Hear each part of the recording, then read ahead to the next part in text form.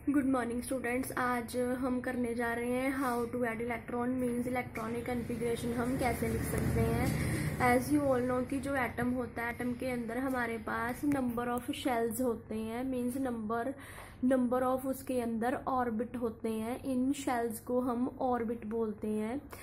जो ये शेल है या फिर ये ऑर्बिट है, इनका नेम होता है। इन्हें हम नेम देना स्टार्ट करते हैं from K L M N O P up to सोन up to infinite. Infinite means अनंत, की जिसे हम काउंट नहीं कर सकते। जैसे हमारे ब्रह्मांड में, हमारे यूनिवर्स में इनफाइनाइट नंबर ऑफ स्टार्स है, वैसे ही एटम के अंदर भी इनफाइनाइट नंबर ऑफ शेल्स होते हैं।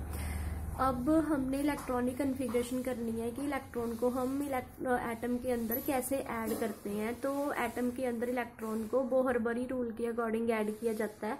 वो रूल होता है 2n²। जो n है उसकी वैल्यू चलती है कि शेल कौन सा है, पहला है, दूसरा है, तीसरा है, कौन से वाला है।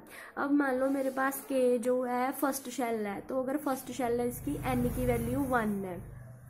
l सेकेंड शेल है, इसकी n की वैल्यू 2 है।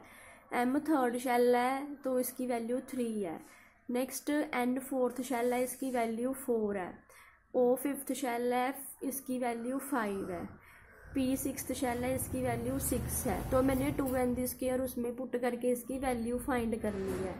देन अब देखो राजे, जैसे हम एक स्कूल में पढ़ते हैं तो स्कूल में भी क्लासेस के नेम होते हैं। जैसे पहले हम बोलते हैं कि पहले होता है जैसे बैठना सिखाते हैं, तो सबसे पहले आती है प्री प्राइमरी, देन फिर प्राइमरी, देन फिर प्री प्राइमरी और प्राइमरी जो सेक्शन है जो उसके अंदर आता है LKG, फिर UKG, फिर हमारा first second third fourth fifth फिर हमारा स्टार्ट होता है। ऐसे ही एटम के अंदर भी शेल्स रहते हैं।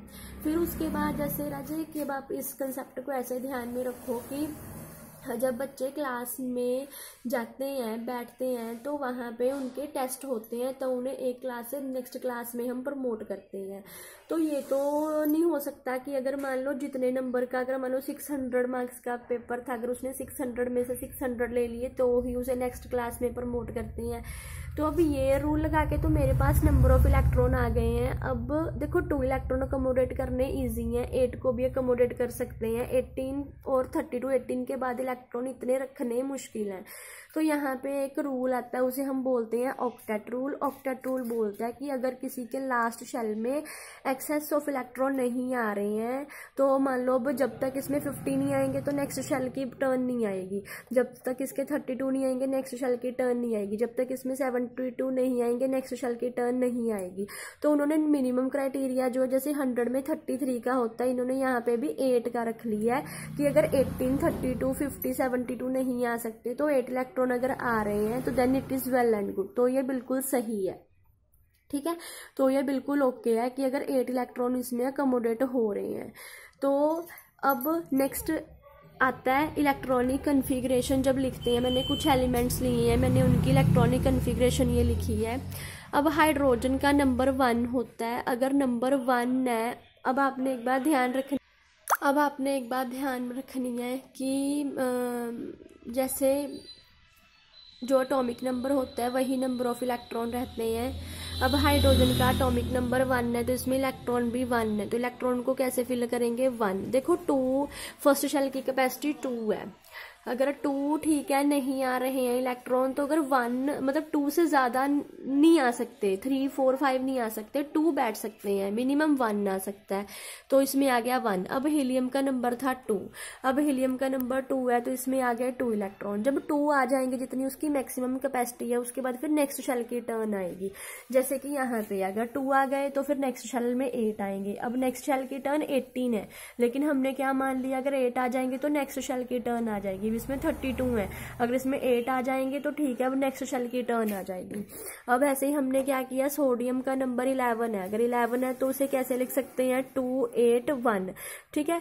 8 और 2 10, 10 और 1 11। नियॉन का नंबर 10 है, इसके इलेक्ट्रॉन भी 10 है, तो इसे मैं लिखूंगी 2 और 8। 2 और 8 10 हो गए, डन। तो ये राजे हमारे सिलेबस में इलेक्ट्रॉनिक कन्फिग्रेशन लिखने का पैटर्न है with the help of Bohr Bury rule. आपने बस बोहरबरी रूल के अकॉर्डिंग उसकी मैक्सिमम कैपेसिटी निकाल लेनी है। फिर आपने ऑक्टेट रूल याद रखना है कि जिसमें ज़्यादा नंबर ऑफ इलेक्ट्रॉन रहते हैं उसमें अगर 8 आ जाते हैं तो नेक्स्ट शेल की टर्न आ सकती है। तो I hope this video is sufficient for you for understanding the concept of electronic configuration, and yet if you feel any query then you can ask me, and if you like my video then please subscribe my channel also. Thank you.